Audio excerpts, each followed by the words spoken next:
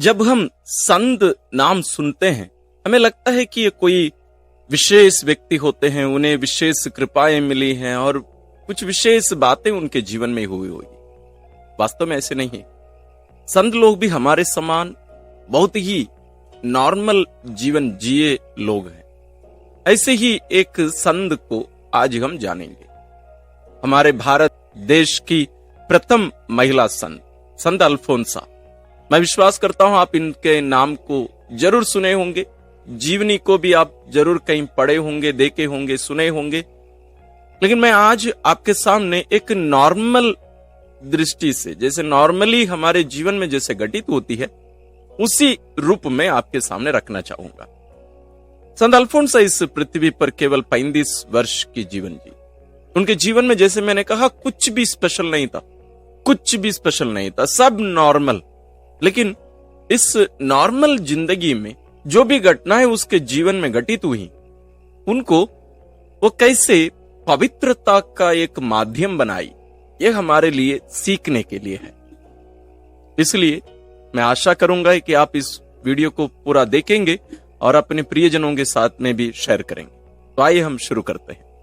संत अल्फोंसा का जन्म 19 अगस्त 1910 को केरल के कुडमल्लूर गांव के मुट्टत्तु पड़त्तु परिवार में हुआ था।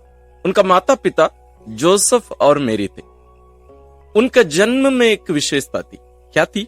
8 महीने में ही उसका जन्म हुआ था। उसके पीछे का कारण यह था, एक रात को एक सांप उसकी मां के पेट में आकर लपेट दिया। उसकी मां इतना डर गई थी, वो बेहोश हो गई और कुछ ही दिन में अपनी इस चौथी संतान को जन्म दी। अल्फोंसा की 2 बड़ी बहनें थी और एक बड़ा भाई। बड़ा भाई का देहांत या मृत्यु 7 साल की उम्र में हुआ था। अल्फोंसा के जन्म के कुछ ही दिनों में उसकी मां का निधन हुआ, उसकी मृत्यु हो गई। मृत्यु के पहले ही, जैसे सामान्य रूप से दक्षिण भारत में और यहाँ भी बहुत सारे जगहों पर भी लोग इसका लागू करते हैं या अमल करते हैं अपने जीवन में, अल्फोंसा के जन्म के 8वें दिन ही उनका बपतिस्मा हुआ और उन्हें अन्नकुट्टी नाम रखा गया। जैसे मैंने कहा कुछ ही दिनों के बाद ही उनकी मां का निधन हुआ, मृत्यु हो गई। उनके पिता इस छोटी सी बच्ची को कैसे संभालते, इसलिए उन्हें उनके दादा दादी अपने घर ले गए और वहां उनके जीवन का नींव रखा गया। इसके बाद हम देखते हैं कि उस आध्यात्मिक जीवन जो उस परिवार में उनके दादा दादी से वो सीखी। जैसे मैं भी इस गर्मी छुट्टी में केरल गया हुआ था, इसी के लिए ही संत अल्फोंसा के जीवन से जुड़ी बहुत सारे जगहों पर मैं भी गया हूं। आने वाले दिनों में उन जगहों के बारे में भी हम सीखेंगे, जानेंगे। वहां उनके घर में एक विशेष जगह है प्रार्थना के लिए। हर दिन शाम को वे मिलकर पारिवारिक प्रार्थना करते थे। आपके जीवन में भी होती होगी प्रार्थना। 5 साल की उम्र में ही अपने घर में प्रार्थना का संचालन अन्नकुट्टी किया करती थी। उतना गहराई या लगाव ईश्वर से उसका हो गया था। वो जरूरतमंदों की सेवा करने में बहुत आगे थी, क्योंकि स्वयं अपने जीवन में कमजोरी का अनुभव की थी, अकेलापन का अनुभव जरूर मां के बिना।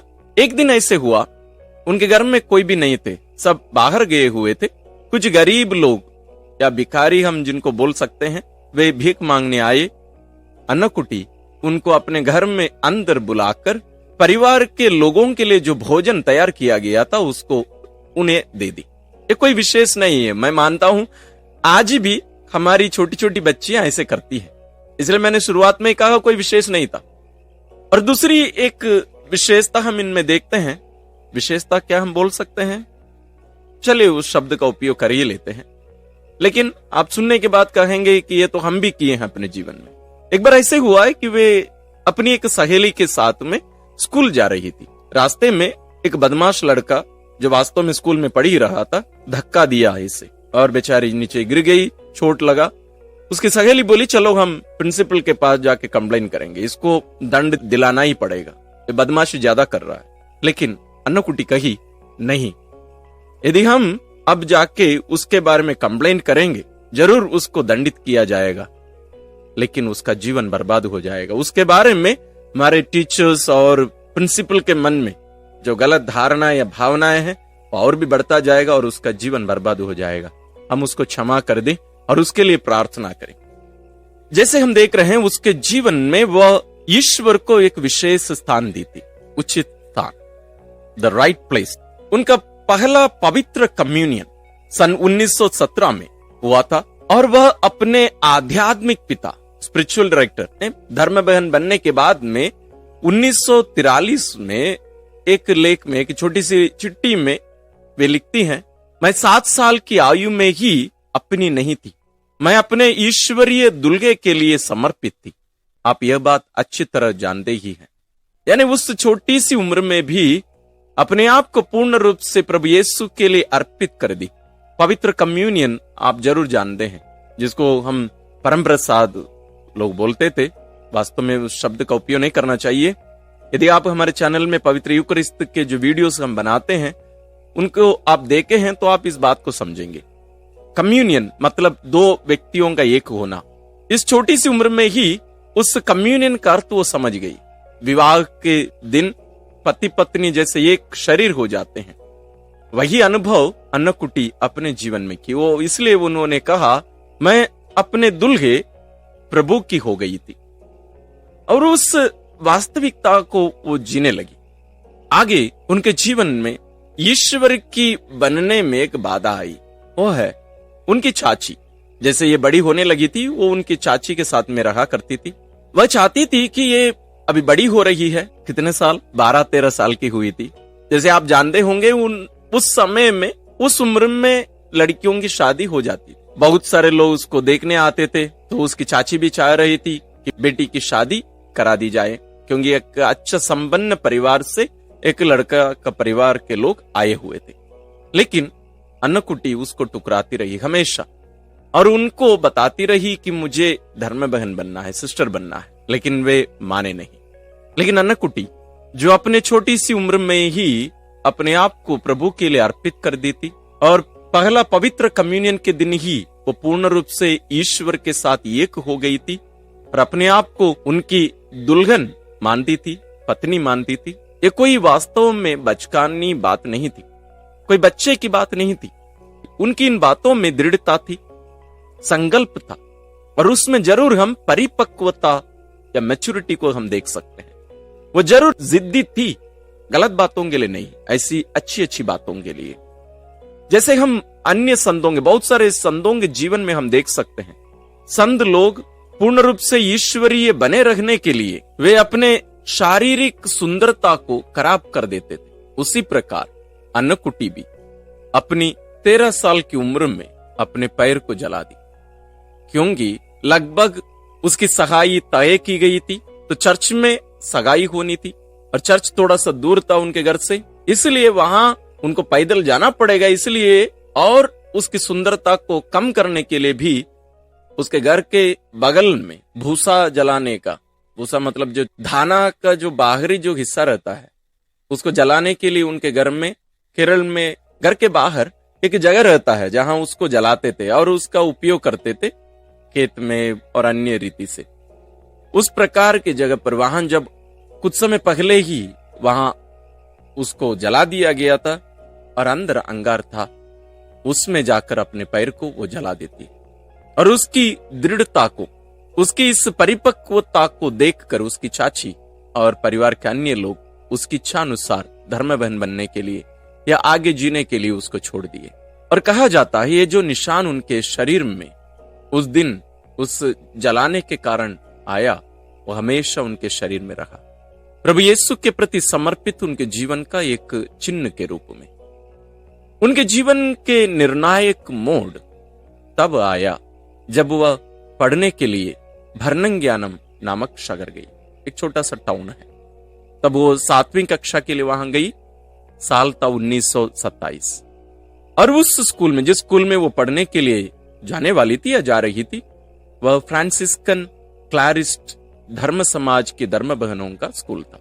हम FCC समाज कहते हैं, फ्रांसिस्कन क्लैरिस्ट कांग्रेगेशन। और वह उस धर्म समाज में जुड़ने की इच्छा जताई और उसमें जुड़ी। जुड़ने के बाद अपना नाम अल्फोंसा ली। अल्फोंसा नाम कहां से आया? आप लोग जरूर संत अल्फोंस दे लिगोरी के बारे में सुने होंगे। उनके नाम से अल्फोंसा ये अपनाई। धर्म बहन बनने के बाद ये उसी स्कूल में एक टीचर के रूप में कार्यरत रही। बच्चे लोगों को बहुत प्यार करती थी, लेकिन इनके जीवन में ऐसी कौन सी बात है जो इन्हें एक संत बना दी? वो है दुख। जैसे मैंने प्रारंभ में कहा, इनके जीवन में कोई विशेष बात नहीं है। दुख आपके जीवन में नहीं है क्या?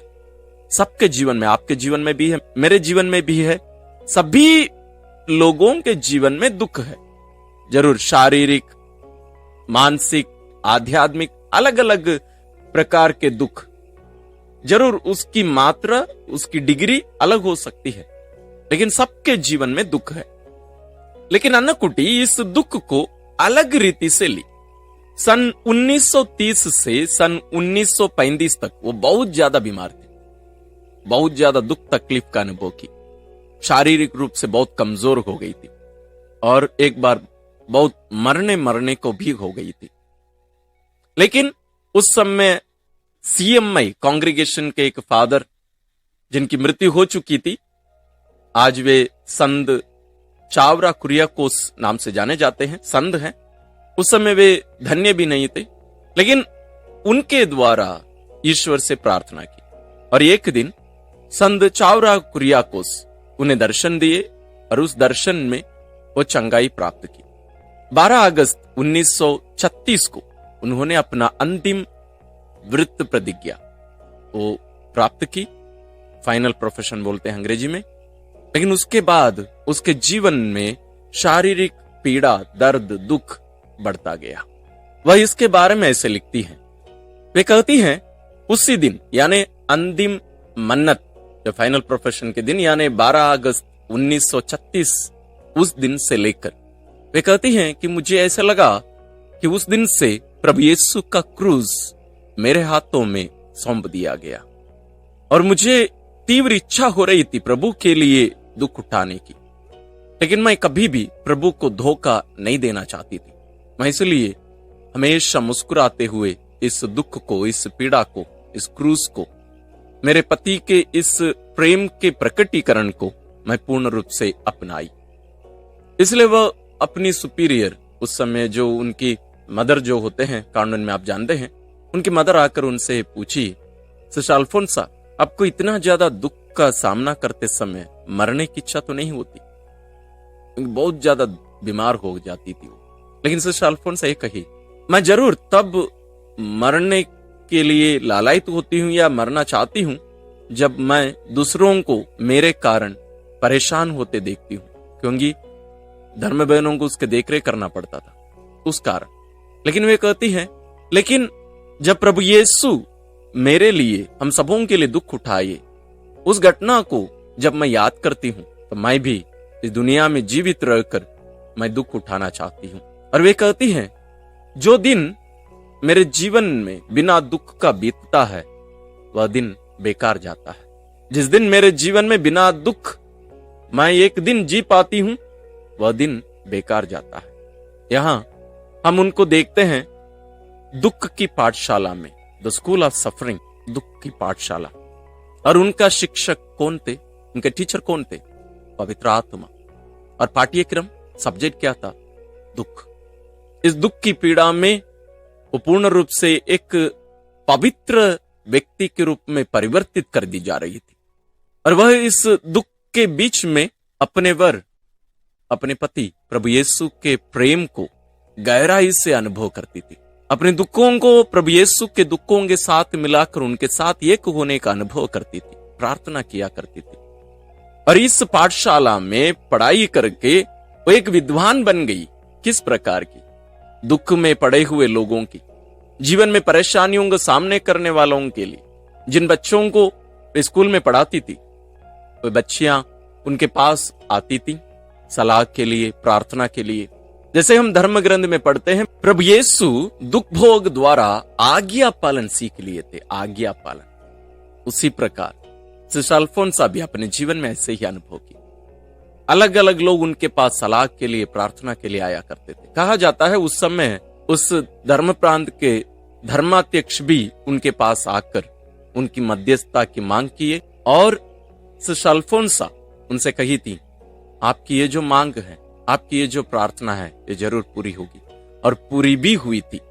अपने इस दुख के इस अनुभव को अंताकिया के संत इग्नेशियस, जो एक महान संत थे, दूसरी सदी के महान संत, जैसे वे कहा करते थे, मैं प्रभु यीशु के लिए जैसे गेहूं पीसा जाता है वैसे मैं भी पीसा जाने वाला हूं, और जैसे अंगूर भी पीसा जाता है और वो दाखरस बन जाता है, उसी प्रकार मैं भी बनने वाला हूं। उन्हें सिंगों के बीच में डाला गया था और इसलिए वे कहे थे, सिंगों के मुंह में मैं पीसा जाने वाला हूं, मैं रोटी बन जाऊंगा प्रभु के लिए। उसी प्रकार संत यूहन्ना रचित सुसमाचार अध्याय 12 पद संख्या 24 में जैसे लिखा गया है, जब तक गेहूं का दाना मिट्टी में गिर कर नहीं मरता तब तक वह अकेला ही रहता, परंतु यदि वह मर जाता है तो बहुत फल देता है। सिस्टर अल्फोंसा भी इन दोनों शिक्षाओं को आत्मसार करके अपने आप को गेहूं के रूप में, अंगूर के रूप में ईश्वर के हाथों में अर्पित की, और ईश्वर इस फैक्ट्री में, इस दुख की फैक्ट्री में उन्हें तैयार कर रहे थे, रोटी के रूप में, दाखरस के रूप में। इन सभी दुखों के बीच में अंत में वह अपने आध्यात्मिक गुरु या स्पिरिचुअल डायरेक्टर जो फादर थे, उनसे पूछी, फादर मुझे लगता है कि मुझे अभी जाना चाहिए, क्या मैं ईश्वर से मृत्यु के लिए मांग कर सकती हूं? उनके फादर ने कहा, हाँ जरूर, लेकिन एक कंडीशन, एक शर्त पर। आप जरूर ईश्वर से मांग करो, लेकिन अंत में इस बात को जोड़ देना, हे प्रभु यदि तेरी इच्छा यही है तो तेरी इच्छा पूरी हो, तेरी इच्छा पूरी हो। और सिस्टर अल्फोंसा उनके आध्यात्मिक गुरु की इस सलाह को अपनाते हुए ईश्वर से प्रार्थना की, और 28 जुलाई 1946 को उनकी मृत्यु हुई। उनके ताबूत या कॉफिन को उनकी धर्म बहन लोग उठाकर लेके गई थी, और उनके दफन की उस मिस्सा बलिदान में उनके आध्यात्मिक गुरु फादर जी ही उस दिन प्रवचन दिए थे। उसमें उन्होंने ये कहा, मुझे लगता है सिस्टर अल्फोंसा बालक यीशु की संत तेरेसा के समान एक पवित्र जीवन जी। जैसे आप भी जानते हैं, बालक यीशु की संत तेरेसा केवल 24 वर्ष इस दुनिया में रही। उसके जीवन में भी बहुत ज्यादा दुख था, शारीरिक दुख, मानसिक दुख, लेकिन वो सब पवित्रता के लिए उसकी तैयारी का समय था। यदि आप उनके बारे में नहीं जानते हैं, हमारे चैनल में बहुत सुंदर एक वीडियो है, आप जरूर उसको भी देखिएगा। यहां तक सब कुछ नॉर्मली ही लगा हमें, लेकिन हुआ एक, उनकी जो विद्यार्थी लोग, स्टूडेंट लोग उनके पास प्रार्थना के लिए आती थी, उनकी मृत्यु के बाद उनके कब्र के पास जाकर प्रार्थना करने लगी, और इनके कारण ही वास्तव में उनकी ज्ञाति, उनका फेम बढ़ता गया। क्योंकि जैसे बच्चे उनके पास जाकर, जैसे वो जीवित रही, उनसे प्रार्थना की मांग करते थे और उनकी मांगें पूरी होती थी। सिस्टर अल्फोंसा की मृत्यु के बाद में भी जब ये बच्चे उनके कब्र के पास जाकर उनके नाम लेकर ईश्वर से प्रार्थना किए, तब भी उनकी मांगें उतनी ही वास्तविकता में, उतनी शक्तिशाली रूप से पूरी होने लगी। और यह बात बच्चे अपने माता पिता से कहने लगे, बड़ों के पास जाकर कहने लगे, और इसलिए धीरे धीरे धीरे धीरे बड़े लोग भी वहां मोमबत्ती लाकर, मोमबत्ती जलाकर सिस्टर अल्फोंसा के द्वारा ईश्वर से प्रार्थना करने लगे। और कुछ दिनों में ही पूरे केरल से लोग आने लगे, और उसके बाद दूसरे प्रांतों से भी। इसके आगे हम उनकी पवित्रता को, कलीसिया की पहचान को हम देखेंगे। लोगों के बीच में उनके प्रति प्रेम, भक्ति बढ़ती गई, और जब ये बात रोम पहुंची, जैसे आपको जानकारी होगी, तुरंत किसी भी व्यक्ति को संत घोषित नहीं करती है कलीसिया, कम से कम 6-7 साल का समय लगता है। और संत अल्फोंसा के द्वारा जो कार्य, जो चमत्कार ईश्वर लोगों के जीवन में कर रहे थे, इस कारण उनको भी उनकी इस पवित्रता को पहचानने के लिए कलीसिया से मांग की गई, संत पिता से मांग की गई। और तब के संत पिता जॉन पॉल द्वितीय 8 फरवरी 1986 को जब भारत आए थे, उन्होंने उन्हें धन्य घोषित किया। और उसके बाद के संत पिता बेनेडिक्ट 16वें ने रोम में ही 12 अक्टूबर 2008 को उन्हें संत घोषित किए। तब से लेकर लोग दूर दराज से और ज्यादा आने लगे और उनकी पवित्रता की जो पहचान केवल उस आसपास के लोगों में सीमित थी, अब पूरी दुनिया में फैल गई है। हम इनके जीवन से बहुत कुछ सीख सकते हैं, जैसे मैं बीच बीच में कहता आया। इनके साथ साथ आने वाले दिनों में इन बातों को गहराई से भी हमारे जीवन में हम कैसे अमल कर सकते हैं, इसके बारे में हम सीखेंगे, जानेंगे। इनकी इस जीवनी हमारे लिए एक प्रेरणा बने, केवल इनकी मध्यस्थता मांगने के लिए नहीं, बल्कि इनके समान हमारे जीवन को भी, हमारे दुखों को ईश्वर के पास जाकर दूर करने के लिए मांग करने के सिवाय, उसके बदले में उन दुखों को मुक्तिदायी बनाने के लिए, हमारी पवित्रता के एक माध्यम बनाने के लिए हम इनसे सीखें। हम सभी भी पवित्र बन सकते हैं, हम सभी भी ईश्वरीय बन सकते हैं। हमारे जीवन के छोटे बड़े दुखों को अपनाते हुए, गले लगाते हुए, पवित्र यूकरिस्त और प्रार्थना में वास्तविक रूप से भाग लेते हुए, ईश्वर को हमारे जीवन में प्राथमिकता देते हुए, ईश्वर को एक कल्पना के रूप में, एक आइडिया के रूप में नहीं, बल्कि एक वास्तविक व्यक्ति के रूप में लेते हुए हम भी संत अल्फोंसा के पद चिन्हों पर हम भी चलें। हमारी ये बड़ी बहन, हमारी दीदी हमें भी बुलाती है उसके पद चिन्हों पर आगे बढ़ने और उस स्वर्ग धाम में उनके साथ जीने के लिए। ईश्वर यही वरदान हम सबों को प्रदान करे। और हमारे चैनल में ऐसे ही संतों की जीवनी हमें बहुत सारी मिलेगी। आप उन सबों को भी देखकर अपने जीवन को ईश्वरीय बनाइए। ईश्वर आप सबों को विशेष आशीष और अनुग्रह प्रदान करे।